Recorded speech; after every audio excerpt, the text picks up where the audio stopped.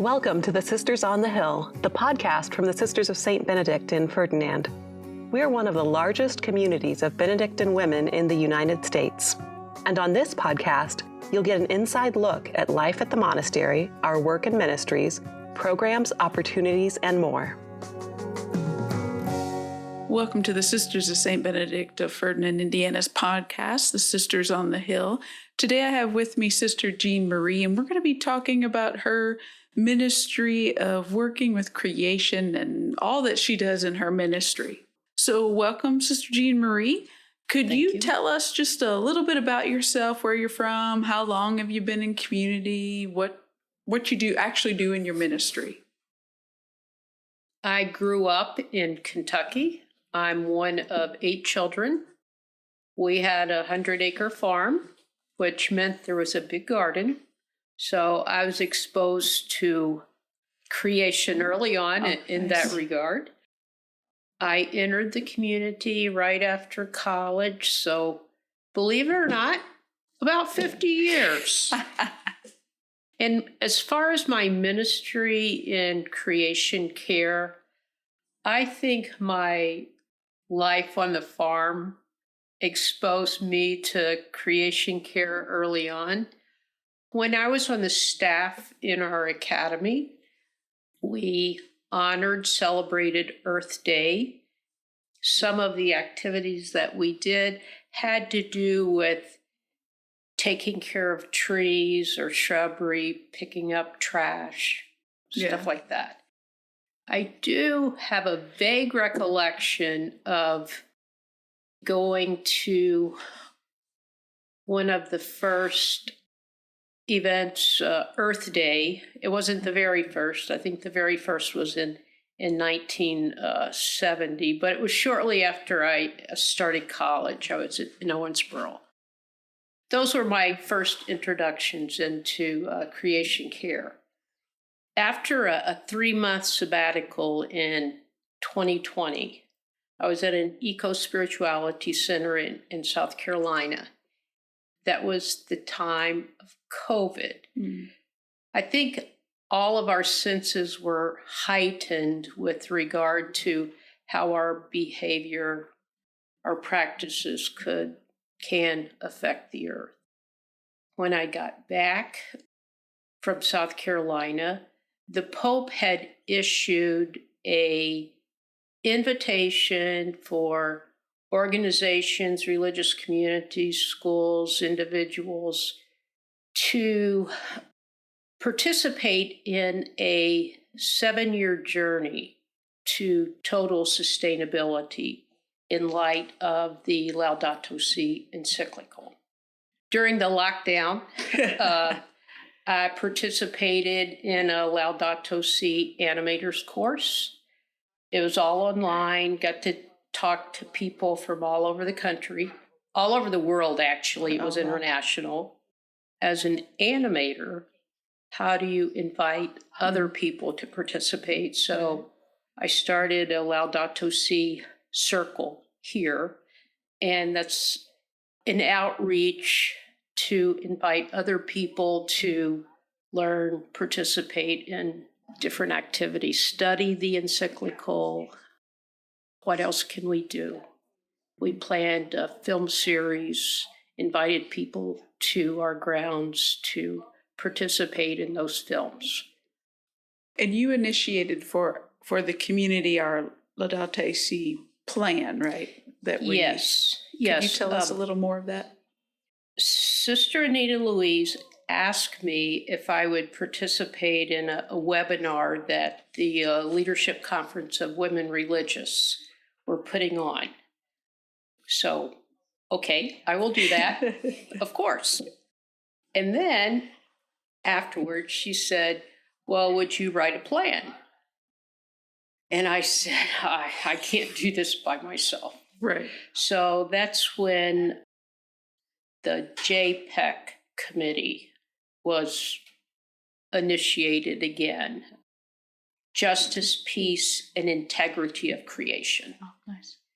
There are 7 goals that were presented to us.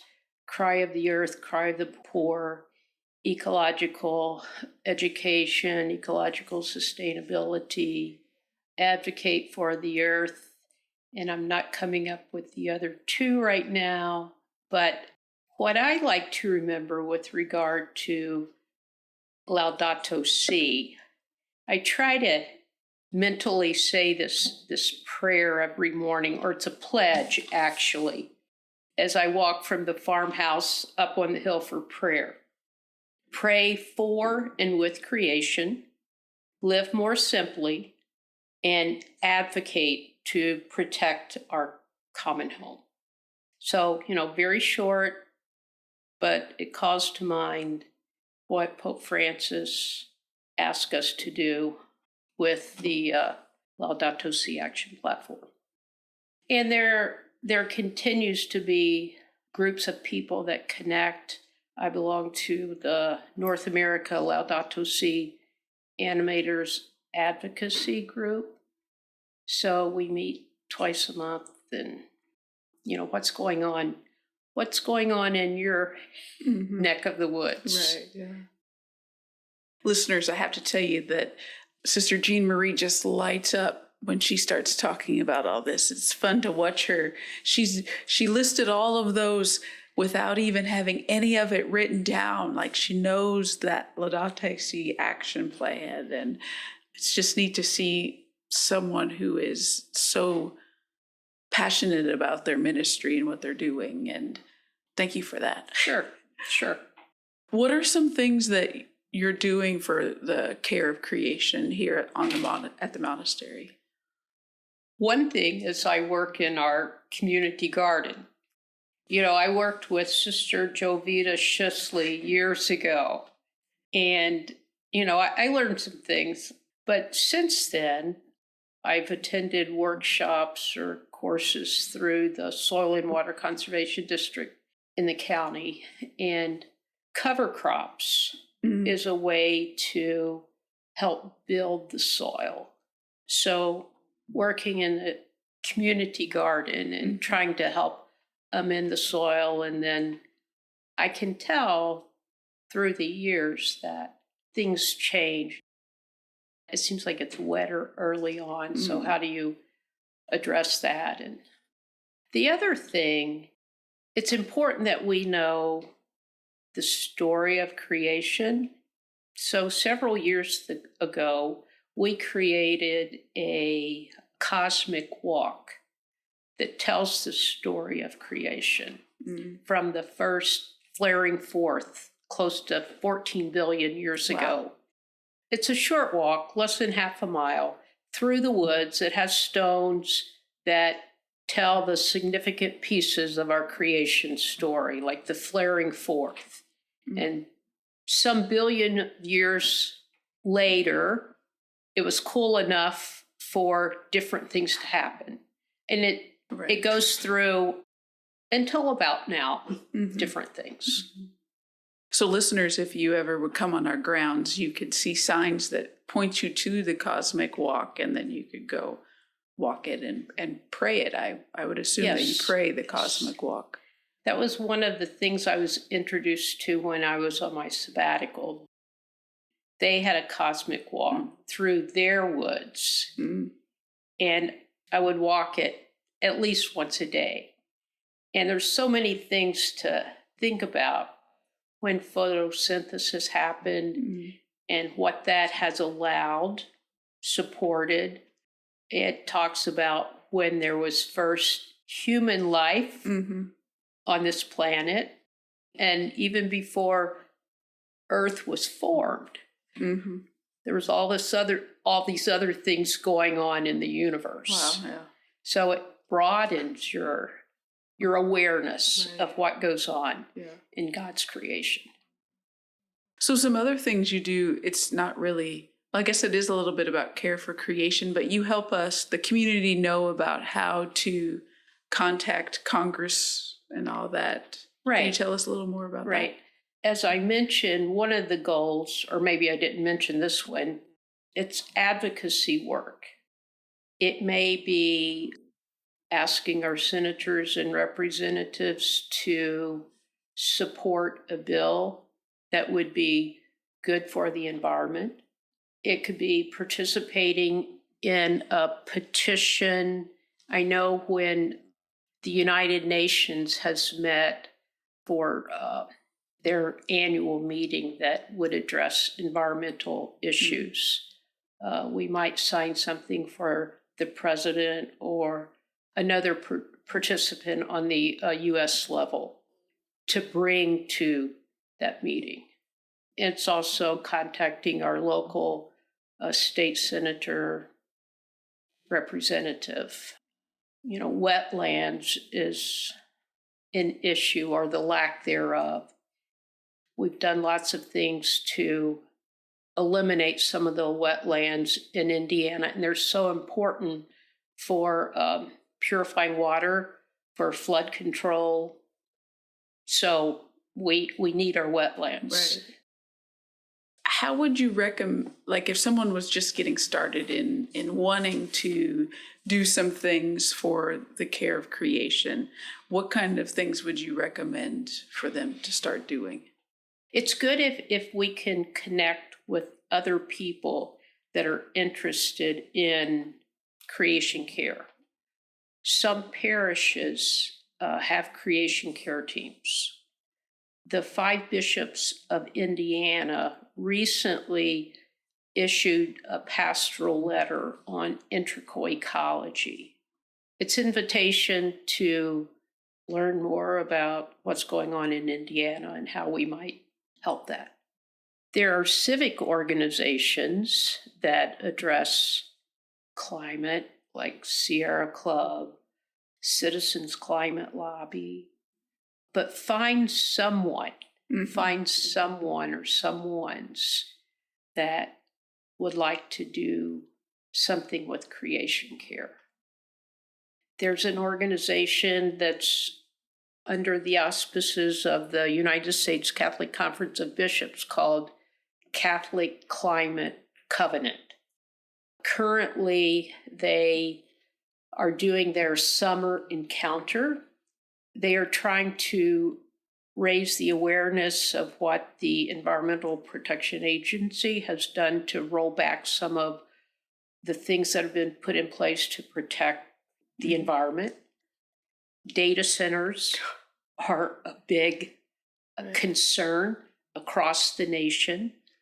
So Catholic Climate Covenant would be a great place to start. Nice. That's a good suggestion. Yeah. And I saw something about a pilgrimage. Could you tell us a little bit about the pilgrimage that's going to happen? Last year, with Jubilee 2025, there were pilgrimages throughout all the dioceses, I think, in the U.S. But then we extended a little bit and said, pilgrimage of hope for creation. So to bring awareness to creation, we had a pilgrimage between the monastery here at Ferdinand and the Arch Abbey at St. Meinrad. It was a wonderful experience. I think everyone said, are you going to do this again next year?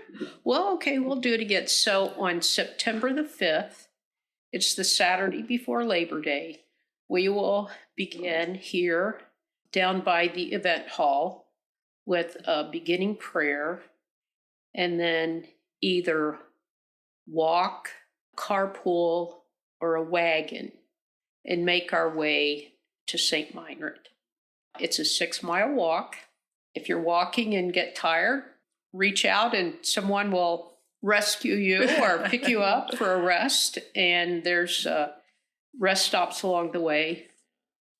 So go to thedome.org and you can find more information about that. Yes. Anything else you want to tell us? Creation care is about taking care of what we have. Of late, whenever I hear from the rule, treat all things as vessels of the altar, I usually kind of zeroed in on the tools that we use in the garden or in the kitchen or whatever. But really, it's the earth. It's the earth. Well, I'm going to think about that differently now, too. Because that's where I always went, like the tools, but it really is. Care of the earth is one of the Catholic social teachings, so as we become more familiar with those, it's part of it. It's part of it. Well, thank you for sharing your passion with us and what you're doing.